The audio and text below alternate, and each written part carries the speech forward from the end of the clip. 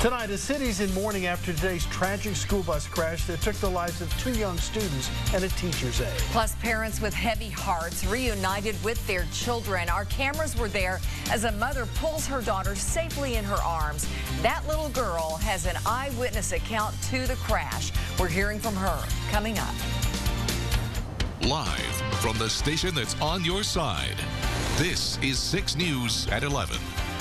Good evening, everybody. I'm Gene Patterson. I'm Lori Tucker. Tonight, the community reeling after a school bus crash leaves 3 people dead and sends several others to the hospital. We have been following this story for you since we brought it to you as breaking news on 6 News at 4. The buses were from Chilhowie Intermediate and Sunnyview Primary School. A woman and 2 girls were killed. Our team coverage continues tonight. Both of our reporters, Cameron Taylor and Kayla Strayer, have been on the scene off Asheville Highway all afternoon. We begin with Cameron right now, who has the very latest on the investigation. And Cameron, what answers have you found out?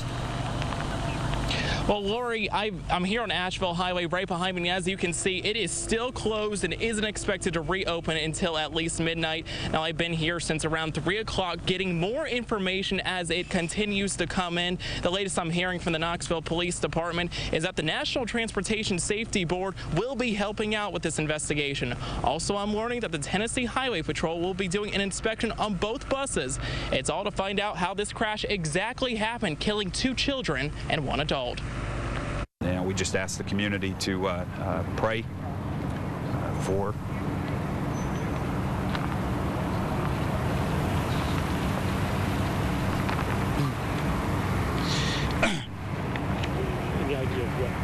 For the loss of lives. An emotional day for all who have been trying to figure out how 2 Knox County school buses collided.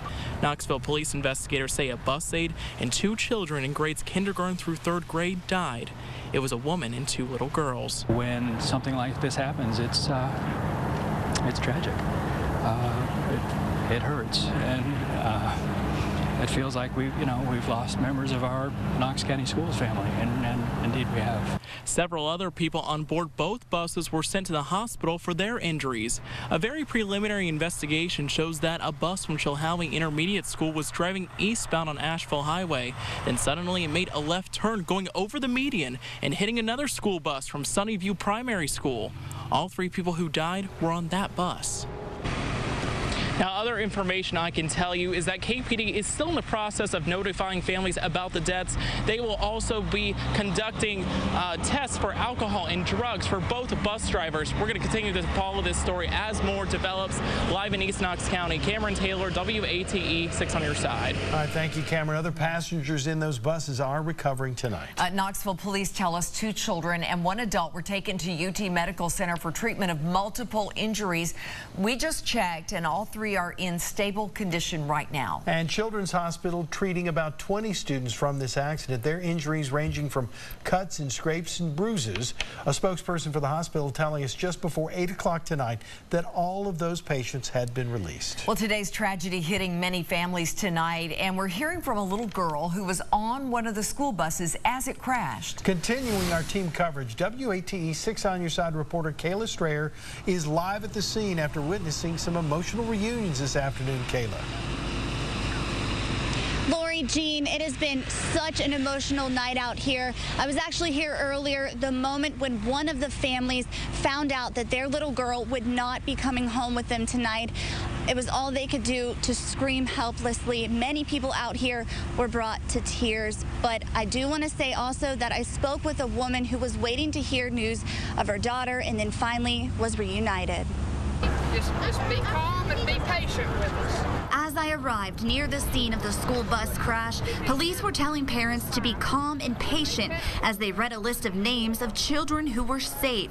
Tara Sampson and her youngest daughter hug each other as they wait for news of Tara's 10-year-old daughter, Abby, who was on one of the buses. It was very heart-wrenching. The phone call I got was, I hope I never get a phone call like that again in my life. As we are talking, a bus full of kids pulls up. Oh, here they come. Oh, I'm so excited right now. Is that your daughter? Yeah, I believe so. I I was there as Abby stepped off the bus into her mom's arms. Yours is okay. She's tough. It's okay. Thank you so much. I'm glad you're with her.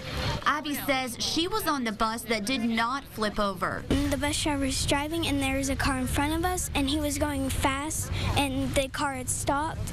So the bus driver turned around or something, and then there's a bus coming by, and then it hit the bus, and then The other bus flipped. yeah. After this emotional day, the family heads home to start healing. Seeing her was great. I was just waiting. That's all I wanted to do was see her. Just happy to have my girl home. Now we're going to go have some hot chocolate. Yay. Now, I did speak with a counselor who was out here tonight. She tells me the families and the children are handling this very well, but of course she says to be very patient with them and offer them plenty of compassion as they do try to move forward from this tragedy. Live in East Knox County, Kayla Strayer, WATE 6 on your side. Oh, goodness. All right. Thank you, Kayla. You know, when a tragedy like this strikes, how should parents talk to their children? It can be so difficult to do that, but it is something that requires every parent's attention. Well, Jean turned to child psychologist Dr. Joshua Williams for some guidance for you. Well, joining us now is Dr. Joshua Williams, and Doctor, thanks for joining us. This has been a very tragic and difficult day for a lot of people here in Knox County, and anybody watching, knowing that 2 small children have passed in this terrible, terrible accident, not to mention the adult. As parents watching, how do they explain these kinds of things to their children? It's a horrible moment in time, and parents are going to struggle with their own feelings first, and that's going to be very important for them to get some closure on it for themselves so they can present what's going on to their kids in a matter-of-fact and wholly reassuring fashion. That we take a positive look or a view for the kids. We reassure them that things will be okay. And as parents and as educators, we try to keep things as normal as possible. And for those parents whose children went to school with these kids, that poses an even more difficult task, does it not? It does. Depending on the age of the children, of course, the younger children will be very preoccupied with their own safety, less probably worried or focused on the loss itself. They're going to be very attuned to the reactions of parents around them and authorities in their lives. I've heard some discussion that they're thinking of closing the schools. That's correct. I think that would probably be a mistake. The schools have school psychologists who are trained for trauma response. There's a curriculum developed by the American Psychological Association and the National Association of School Psychologists for helping kids cope with this. And there are also curricula for teachers on how to cope with this stuff. And in as much as we were trying to show kids that life goes on and that there's a normal world still there, as bizarre as this event has been, going back to school would be very important. Because I guess it would put too much emphasis on the fact that there is a loss, and you've now taken these children out of their routine. It creates another emotional scenario where there's already a horrific one.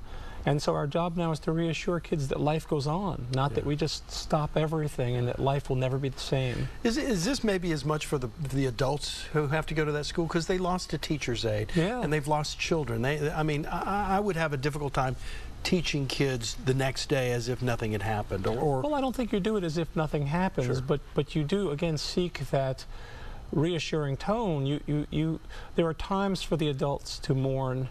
We have funerals, we can have groups for the adults and so on, but their job now is to protect their children, and the way they do that is to do reassuring things.